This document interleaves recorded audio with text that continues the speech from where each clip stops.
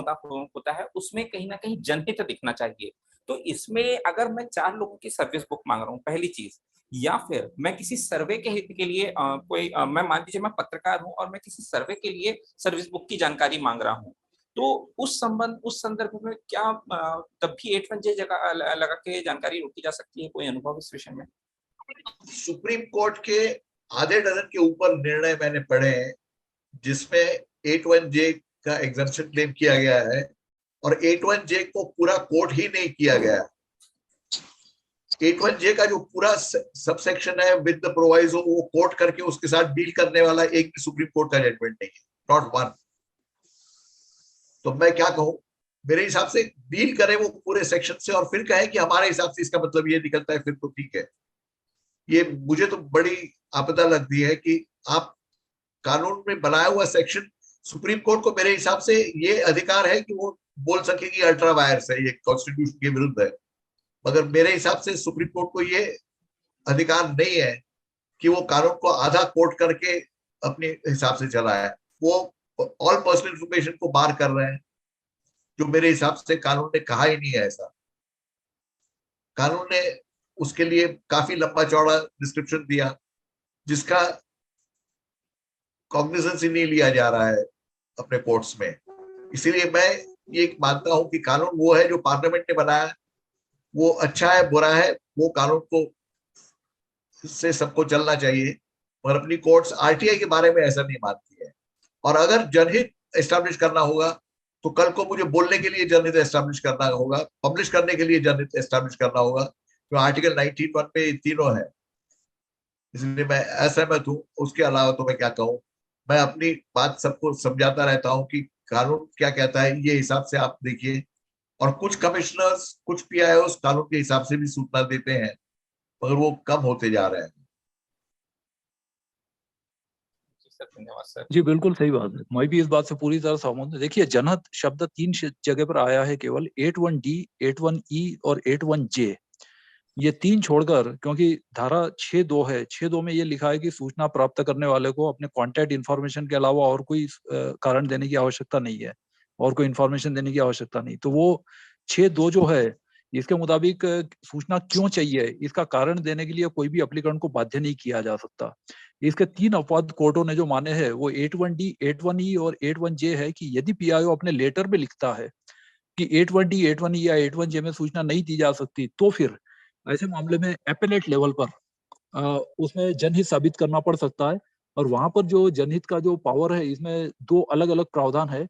D और ई में जो इसमें ये कहा गया है कि जो इंफॉर्मेशन है अनलेस द कॉम्पिटेंट अथॉरिटी, और E1 में भी यही लिखा हुआ है कि जो कॉम्पिटेंट अथॉरिटी है is satisfied that larger public interest warrant disclosure of such information। तो डी और ई में जो पावर है डिस्क्लोजर का, मतलब एग्जेम्पशन के एक्सेप्शन का, वो कॉम्पिटेंट अथॉरिटी वो है। और जो कॉम्पिटेंट अथॉरिटी है वो 2E में, सेक्शन 2E में डिफाइंड है। जहां तक 81J की बात है, तो 81J में जो अधिकार है ये पीआईओ को है, इसमें कॉम्पिटेंट अथॉरिटी नहीं है। इसमें लिखा है कि जो जहां पर ये लिखा जाता है पीआईओ और द, मतलब सीपीआईओ और एसपीआईओ और द एपेलेट अथॉरिटी, मतलब यहाँ पर जो अधिकार है 81J में, ये सीपीआईओ या एसपीआईओ या पब्लिक अथॉरिटी है या जो डिपार्टमेंटल एपेलेट अथॉरिटी है, उनको ये अधिकार है कि वो डिस्क्लोज कर सकते हैं। मतलब यहाँ पे कॉम्पिटेंट अथॉरिटी या 2E की आवश्यकता नहीं है।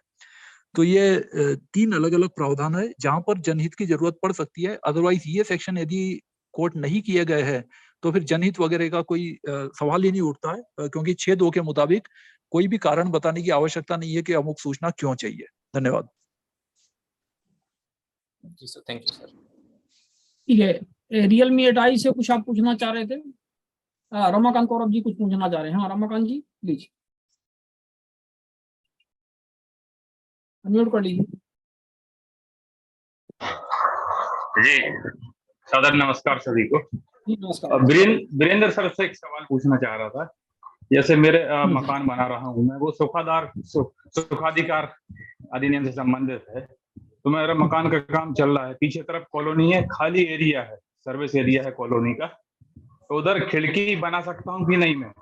वो कॉलोनी के जो कॉलोनाइजर हैं वो थोड़ा सा वो मना कर रहे हैं कि इस तरफ खिड़की ना रखें आप। उस तरफ खाली एरिया है, उधर से रोशनी और धूप हवा के लिए क्या खिड़की बनाई जा सकती है? सर्विस एरिया है कॉलोनी का। इसमें आपके जो लोकल अथॉरिटी है, जो भी आपका लोकल बॉडी है कि जो ग्राम पंचायत, नगर पालिका, नगर परिषद या सिटी में का जो डेवलपमेंट अथॉरिटी जो इसमें आता है, तो उनके कुछ फीट खाली रखने के कुछ नियम होते हैं, जिसको नजूल लैंड या कुछ कहते हैं, कि जहाँ पर कोई भी कंस्ट्रक्शन नहीं कर सकता, even though it is say does not belong to anybody, क्योंकि हो सकता है गवर्नमेंट फ्यूचर में उसको अक्वायर कर सकती है। तो यदि ऐसा कोई प्रावधान है कि आपको अमुक इतने फुट की खाली रखना जरूरी है, तो फिर आप कंस्ट्रक्शन नहीं कर सकते। अदरवाइज फिर आप जो लोकल अथॉरिटी है उनसे परमिशन लेकर फिर आप उसमें कर सकते हैं। नहीं सर, मैं खिड़की का पूछ रहा हूँ, खिड़की निकाल सकता हूँ अपने घर में? हाँ, नहीं, अपने घर में यदि प्रॉपर्टी आपकी है तब तो कर सकते हैं, लेकिन किसी और के जो राइट्स है वो अफेक्ट नहीं होने चाहिए। मान लो कोई दूसरा केस कर देता है कि आपने ये इसे हमारे उसमें बाधा पहुंच रही है, तो फिर वो इजमेंट्स एक्ट में वो आपके खिलाफ एक्शन ला सकता है कोर्ट में। तो किसी और को उससे कोई मतलब हानि या असुविधा नहीं होनी चाहिए, ये आपको ध्यान रखना पड़ेगा। वो पैक करा सकते हैं क्या मेरी खिड़की को? ये जानना चाह रहा था मैं। अपनी जगह में अपने घर में निकाल रहा हूँ, उससे लगी हुई दूसरे की कॉलोनी है पीछे तरफ, और कॉलोनी का सर्विस एरिया है, खाली रहता है जो सर्विस एरिया, जिसमें ये ट्रीटमेंट प्लांट लगता है और ये ट्रांसफार्मर लगता है, उसके लिए वो सर्विस एरिया खाली छोड़ा जाता है, वो नोटिफाई है सर्विस एरिया। उस तरफ खिड़की बनाना चाह रहा था मैं, तो वो मना ही कर रहे हैं कि आप इधर खिड़की ना रखें। मैं अपनी प्रॉपर्टी में बना रहा हूँ, अपनी दीवार पे बना रहा हूँ, अपने कमरे में बना रहा हूँ। अपनी प्रॉपर्टी में बना रहे, बात सही है, फिर भी उसमें देखना चाहिए कि कोई भी स्टैट्यूटरी प्रोविजन है उसका किसी भी तरह से उल्लंघन नहीं होना चाहिए। जैसे कि आपकी लोकल अथॉरिटी है, उसमें मान लो इस तरह की कोई रिस्ट्रिक्शन है कि आप अमुक फीट की जगह या अमुक जो गैप है दो बिल्डिंग के बीच में या इतना कुछ रखेंगे या वहां पर कोई कंस्ट्रक्शन आप नहीं कर सकते, तो आपको उसका पालन करना पड़ेगा। अदरवाइज जो है गवर्नमेंट भी एक्शन लेके बाद में उस चीज को ये हटा सकती है। ये आपको ध्यान रखना पड़ेगा। जी ओके सर, थैंक यू। इसीलिए हम जो प्लान वगैरह देते हैं ना, जो नक्शे वगैरह देते हैं, तो जैसे डेवलपमेंट अथॉरिटी होती है अलग अलग सिटी की है ना, जैसे लखनऊ डेवलपमेंट अथॉरिटी है या मसूरी देहरादून डेवलपमेंट अथॉरिटी है, तो हम जो नक्शे पास कराते हैं वो उसका कारण ये होता है कि गवर्नमेंट उसको रिकॉर्ड में रखती है और ये भी देखती है कि कोई स्टैट्यूटरी प्रोविजन है इसका कोई वायोलेशन ना हो। जैसे कि हम यहाँ पर एक नहीं सर, उसमें विंडो का तो होता नहीं है सर। विंडो तो दे सकते हैं अपनी जगह में, और वो बंद भी करा सकते हैं, वो उनकी जगह में दीवार खड़ी कर सकते हैं चाहे तो। हाँ, लेकिन यही मैं बोल रहा हूँ कि दूसरे को असुविधा नहीं होनी चाहिए। यदि किसी को असुविधा होती है या उसके लाइट या रोशनी पर, मतलब पानी पर या बिजली पर या रोशनी पर कोई मतलब ये आ सकता है, कोई नुकसान हो सकता है, या उसके पैसेज राइट्स पर कोई एनक्रोचमेंट होता है, तो फिर वो उसमें लीगल एक्शन ला सकता है कि आप सुखाधिकार के तहत ये आप नहीं कर सकते क्योंकि इससे हमारा राइट ब्लॉक हो रहा है। ये आपको ध्यान रखना पड़ेगा। यही जानना चाह रहा था कि मेरी ये सुविधा है कि मुझे लाइट मिले, हवा मिले, ये मैं वो आप कर सकते हैं, अपने लिए आप कर सकते हैं, दूसरों के राइट का उल्लंघन ना हो ये आपको रखना पड़ेगा। क्योंकि जैसे लोग खिड़की बनाते हैं, अब खिड़की खुलती बाहर की तरफ है, क्या आप खिड़की अंदर की तरफ खोल रहे हैं या खिड़की बाहर अंदर की तरफ? वो फिर ध्यान रखना पड़ेगा कि भाई बाहर की तरफ खुल रही है तो फिर वो बाहर के एरिया को ब्लॉक करेंगे। यदि अंदर की तरफ खुल रही है तब तो फिर कोई ऑब्जेक्शन ही नहीं है ना। तो ये अंदर की तरफ खुलने वाली कर रहे हैं कि बाहर की तरफ खुलने वाली, ये भी इसमें एक रिलेवेंट क्वेश्चन हो सकता है। अंदर की तरफ वाली है सर, लेकिन वो मना कर रहे हैं कि आप इस तरफ मत रखें, हमारी कॉलोनी है इधर, उनका कहना ये है। हाँ, तो कोई ऐसे कॉलोनी के कोई रूल्स या ऐसे कोई चीज है या कहीं लिखी हुई है तो फिर आपको देखना पड़ेगा कि कोई चीज बात कहीं लिखी हुई है तो फिर उसका उल्लंघन नहीं होना चाहिए, अदरवाइज इट में amount to illegal action. Sir समापन हो रहा है। मैं वीरेंद्र सर आपसे एक रिक्वेस्ट करना चाहूंगा सर।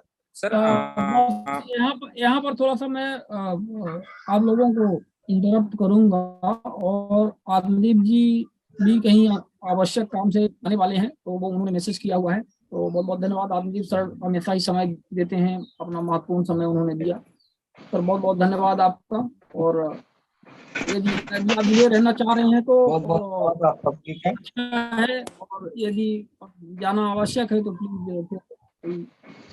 जी धन्यवाद आप सबको। और आज के वेबिनार में बहुत ही अच्छी चर्चा हुई कॉपीराइट और दूसरे बिंदुओं पे, सबके लिए अच्छा उपयोगी साबित होगा। और अगले सेमिनार के लिए दो बहुत अच्छे सुझाव आए हैं, उन पे भी हम सबको गौर करना चाहिए। सुखाधिकार अधिनियम वाला जो रमाकांत जी ने दिया है, एक और सुझाव था।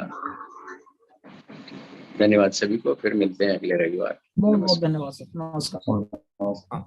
सर तो आगे हाँ, आगे बढ़ते हैं। और कुलदीप जी, हाँ बोल रहे थे, आप क्या पूछना वीरेंद्र चाहते सर, थे? आपसे मेरी रिक्वेस्ट है सर, मैंने एक लिंक शेयर की हुई है सर, ये सुप्रीम कोर्ट की मॉडल लाइव स्ट्रीमिंग को लेके मॉडल कोर्ट की एक रूलिंग है ना, और मैंने इसका अध्ययन किया हुआ है सर। आप मेरा एक निवेदन कि मैं फाइनल एक आवेदन ड्राफ्ट करने जा रहा हूँ, और कुछ अध्ययन मेरा हो चुका है, स्टेप है।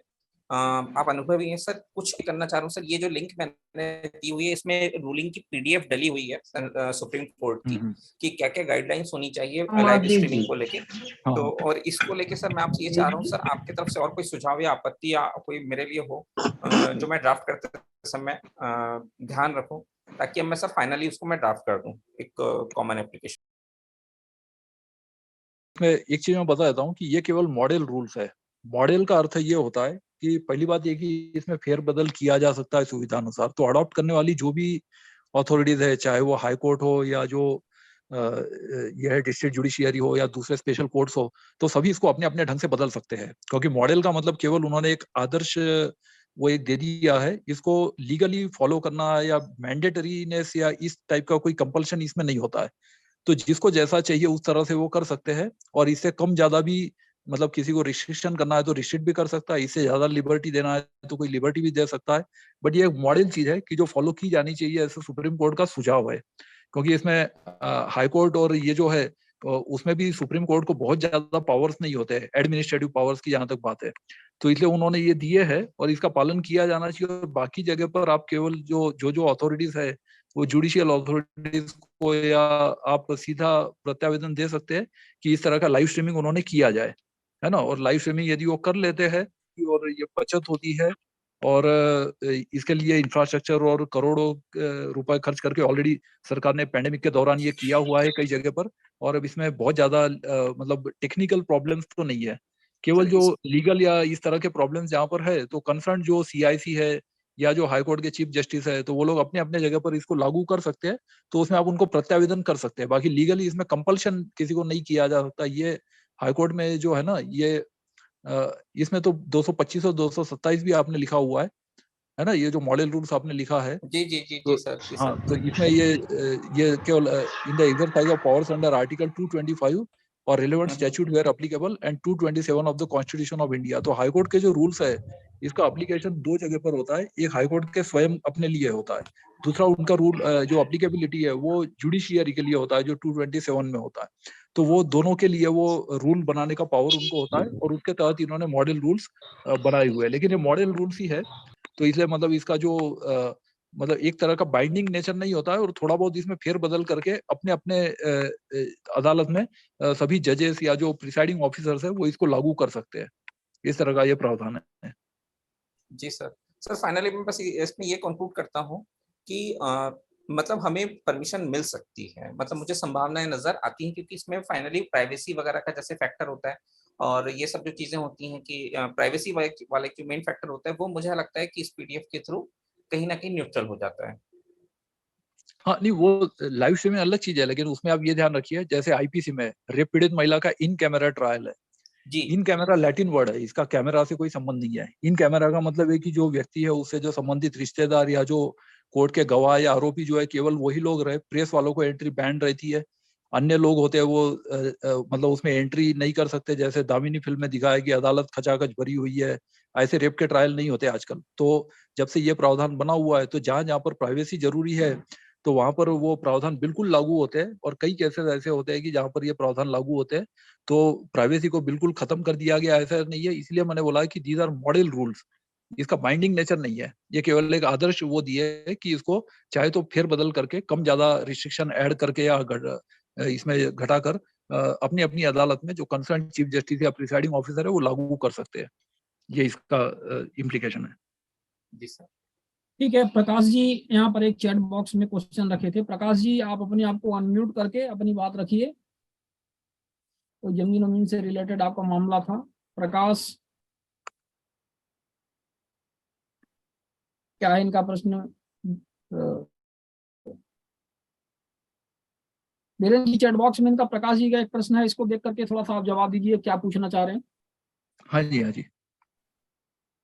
इन्होंने कोई इसमें बौद्ध विहार इन्होंने, कॉलोनी हाँ बनाने का ये दलित हैं ऐसा कुछ कह रहे हैं, बोल रहे हैं, क्या हाँ कह यस, रहे हैं इन्होंने ये लिखा है, सभी मान्यवरों को नमस्कार, मैं महाराष्ट्र से हूँ महोदय। मेरी समस्या है कि मैं दलित समाज हूँ। गांव में हमारे समाज की अलग स्मशान भूमि 3 पीढ़ियों से है, लेकिन अभी उस पर जनरल के एक व्यक्ति ने अतिक्रमण किया है। तो इस मामले में कहाँ कंप्लेन करे कि वह जगह हमें वापस मिले। उस जगह पर हमें बौद्ध विहार बनाना है, कृपया मार्गदर्शन कीजिए।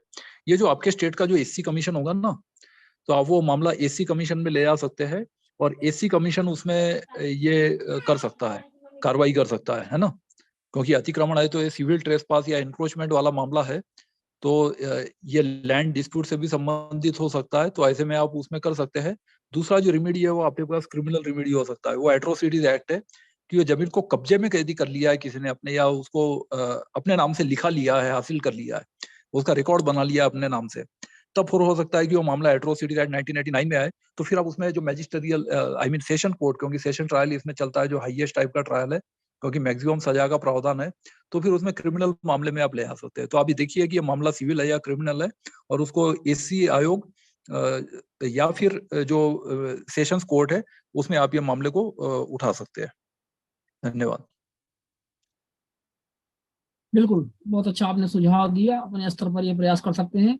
और हमारे बीच में कोई अन्य साथी हैं, हैंड रेज किए हुए हैं, कुछ पूछना चाह रहे हैं, तो आप अपनी बात रख सकते हैं। एक और महोदय हैं जिन्होंने हैंड रेज किया हुआ है, लेकिन उनका कुछ अस्पष्ट नाम नहीं दिख रहा है, यूजर आईडी वगैरह पता नहीं क्या तो बता रहा है, तो आप अपने आप को अनम्यूट करके अपनी बात पूछ सकते हैं। ब्रिजेश विश्वकर्मा जी हैं जिन्होंने अपना हैंड रेज किया हुआ है। ब्रिजेश हेलो विश्वकर्मा जी क्या पूछना चाह रहे हैं? हेलो। हाँ हाँ, नमस्कार नरेश सर। नरेश कुमार, हाँ नरेश कुमार जी, आप भी कुछ पूछना चाह रहे हैं, प्लीज। हाँ जी सर, डेफिनेट। सर मैंने एक under section 7(1) within 48 hour के लिए लाइफ एंड लिबर्टी के लिए एक एप्लीकेशन की थी, तो उसका कोई जवाब नहीं आया सर 48 आवर के अंदर, और उसको 30 डेज भी हो गए, एक रिमाइंडर भी दे दिया, तो उसके जी लिए अब आगे। वीरेंद्र, हाँ जी, इसमें फर्स्ट अपील का अधिकार बन गया आपका, फर्स्ट अपील आप कर सकते हैं। हाँ, तो फर्स्ट अपील में अब मैं ये लिख सकता हूँ कि भाई आप ना तो 48 आवर के अंदर जवाब दिया, और ना ही आपने सिंपल एप्लीकेशन का 30 डेज में दिया, तो दोनों टाइम क्रॉस हो चुके हैं। तो ये मैं मतलब रिक्वेस्ट फर्स्ट अपील राइज के सामने कर सकता हूँ ये। हाँ हाँ, वो फर्स्ट अपील आप कर सकते हैं, उसमें वो आप कर दीजिए, है और ना। अब मैं फिर फर्स्ट अपील में कितने समय तक स्टे करूं मैं उनका? भाई देखिए, यदि मामला वाकई लाइफ या लिबर्टी से संबंधित है तो आपका 48 घंटे के बाद अपील का अधिकार बन जाता है। और यदि आप उसमें यदि 30 दिन या 45 दिन रुकना चाहते हैं, क्योंकि प्रथम अपील अधिकारी के पास फिर 45 दिन टाइम होता है, तो फिर सूचना आयोग भी ये मानता है कि आपको अर्जेंसी नहीं है, तो अपील का जो अधिकार है वो आपका 48 घंटे बाद या 48 + 48 96 घंटे के बाद बन जाता है, यदि वाकई लाइफ या लिबर्टी से संबंधित हो तो, ठीक है ना। और अदरवाइज आप जो नॉर्मल ड्यूरेशन है उसमें वैसे पीआईओ को भी यदि 48 घंटे में जवाब नहीं देना चाहिए तो भी पहला कम्युनिकेशन कर देना चाहिए कि आपका जो प्रकरण है ये जीवन या स्वतंत्रता से संबंधित नहीं है, अतः जो 7(1) में नॉर्मल अवधि है 30 दिन, इसके अंतर्गत रिप्लाई दिया जाएगा। इस तरह का कम्युनिकेशन उसको करना चाहिए, और नहीं भी किया है तब भी वो 30 दिन है, वो लिमिट तो लागू होती ही है ना। तो वो चीज आप उसमें ये कर सकते हैं, फर्स्ट अपील और सेकंड अपील में करके, और उसमें मतलब विलम्ब होता है तो फिर आप उसमें ये कर सकते हैं, क्लेम कर सकते हैं कि सूचना आपको दिलवाई जाए और विलम्ब के लिए जो है उसको ये अर्थदंड लगाया जाए। ये मांग आप कर सकते हैं। जी सर, ठीक है सर, थैंक यू सर। ठीक है okay. Naresh ji. Thank you. अधिकार की लड़ाई भ्रष्टाचार का अंत, क्या कौन है भाई साहब? आप भी अपनी बात रख लें। सर क्या बात है, बहुत अच्छी है सर शिवानंद जी। अधिकार की लड़ाई भ्रष्टाचार का अंत एक नाम दिख रहा है, उनको मैंने कॉल किया है। यदि आप भी लोग स्क्रीन पे देख रहे हैं जो कंप्यूटर में बैठे हुए होंगे, तो मैं पूछ रहा हूँ उनसे कि आप भी अपनी बात पूछ लें। सर जड़ें बहुत लंबी है सर, जड़ें बहुत लंबी है इनकी। तो अब हमें लगता है कि बहुत बहुत धन्यवाद देना चाहिए हमें वीरेंद्र जी को और सभी यहाँ पर जो भी हमारे महानुभाव गण। हालांकि थोड़े समय के लिए राहुल सिंह जी भी जुड़े थे, लेकिन मैंने बात की, फिर उनसे कॉल किया तो सर ने बताया कि कहीं वो ट्रेवल में थे और थोड़े टाइम के लिए उन्होंने प्रयास किया था, लेकिन नेटवर्क वगैरह का कुछ दिक्कत आ रहा था, इसलिए फिर वो जुड़ नहीं पाए। संभवतः अगले संडे से वो जुड़ेंगे हमारे लोगों के बीच में रेगुलर और कार्यक्रम में आएंगे। तो बहुत ही अच्छा कार्यक्रम ये रहा, और आप सभी का बहुत बहुत धन्यवाद जो हमारे बीच में सब लोग जुड़े। अमरीश सर ने भी कहा कि ये जो ईजमेंट एक्ट 1988 है, द इंडियन ईजमेंट एक्ट 1988, इस विषय पर 88 या 82 जो भी है, इस विषय पर भी हम चर्चा करेंगे। तो वीरेंद्र जी 1882। हाँ जी जी, अगले अगले किसी कार्यक्रम में हम लोग इसमें निश्चित तौर पर अगले या नेक्स्ट में चर्चा अवश्य करेंगे। और जो भी सुझाव हुआ करें तो आप लोग थोड़ा सा बता दिया करिए, क्योंकि सॉर्ट ऑफ टॉपिक्स भी चल रहा है एक तरह से, और बहुत सारी चीजें कवर हो चुकी हैं, तो इसी में से कहीं कुछ निकाल करके आदमी को एडजस्ट करना पड़ता है। हालांकि हम सोच रहे थे कि मानवाधिकार पर भी एक चर्चा फिर कर ली जाए, और हमारे जो कुछ अतिथिगण है उनको बात किया जाए, तो अगले संडे तक में भी हम प्रयास करेंगे इस विषय पर भी। तो हम एक बार पुनः आप सभी का बहुत बहुत धन्यवाद देते हैं। और हालांकि 5 मिनट का टाइम शेष बचा हुआ है, लेकिन फिर भी चूंकि क्वेश्चंस भी नहीं है और काफी चर्चा भी, मैं एक बात ये कहना चाह रहा था सर, क्या हम भारतीय साक्ष्य अधिनियम पर भी कुछ चर्चाएं कर सकते हैं? हाँ, भारतीय साक्ष्य अधिनियम पर जरूर करेंगे। वीरेंद्र जी, भारतीय साक्ष्य अधिनियम पर तो आप बोल सकते हैं ना?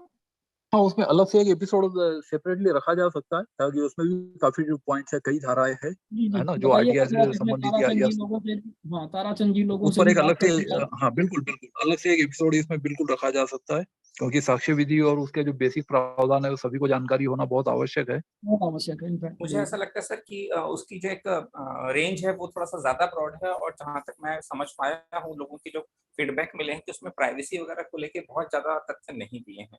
अब वो तो सर ही ज्यादा अच्छे से बता पाएंगे। उसमें भी ये सेक्शन 126 है, जैसे कि जो एडवोकेट के साथ जो कम्युनिकेशन होता है, दूसरे भी कुछ प्राइवेसी से संबंधित है, कुछ प्रावधान है, तो अलग अलग कई चीजें हैं। तो उसमें मतलब इंडियन एविडेंस पर एक्ट पर जो है उसके बेसिक प्रावधान जो है, या एविडेंस के जो बेसिक रूल है, तो उस पर अलग से ही एक जो है एपिसोड पूरा रखा जा सकता है, ताकि उस पर पूरी चर्चा हो सके, है ना। और सभी का जो, चूंकि सिविल और क्रिमिनल लॉ दोनों पर ये समान रूप से लागू होता है, तो इसलिए सिविल कार्रवाई में भी इंडियन एविडेंस एक्ट फॉलो होता है, और क्रिमिनल कार्रवाई में भी इंडियन एविडेंस एक्ट है वो कोर्ट की कार्रवाई पे लागू होता है। तो इसलिए सभी को इसकी बेसिक जानकारी होना जरूरी है कि किसी चीज को मतलब एक ही एडमिसिबल क्या है, उसके बाद फिर रिलेवेंट क्या है, फिर कौन सी चीज साबित करने की आवश्यकता नहीं है, कौन सी चीजें साबित की जा सकती है, कौन सी चीजें है जिसमें प्रिजम्पशन है, कहाँ प्रिजम्पशन है बट इट इज रेब्यूटेबल, मतलब एविडेंस लाके उसको झुठलाया जा सकता है। तो ये सब चीजें जो है एविडेंस एक्ट में होता है। बर्डन ऑफ प्रूफ किसका है, फिर उसमें जो ओनर्स ऑफ किसका है, शिफ्ट होता है क्या शिफ्ट नहीं होता, प्रूव्ड क्या है, सर 3 तो ये बेसिक इसको जानने की बहुत रिसेंट में आरटीआई के साथ इंडिया को लेके जो रिसेंट किए हैं केसेस, तो सर उन केस स्टडीज को कैसे अपन रोलिंग में ला सकते हैं? क्योंकि उस चीज को लेके अपने पास, उसमें देखिए आरटीआई में आयुक्त महोदय होते हैं हमारे साथ में, है ना, जो हमें बहुत अच्छी जानकारी दे देते हैं।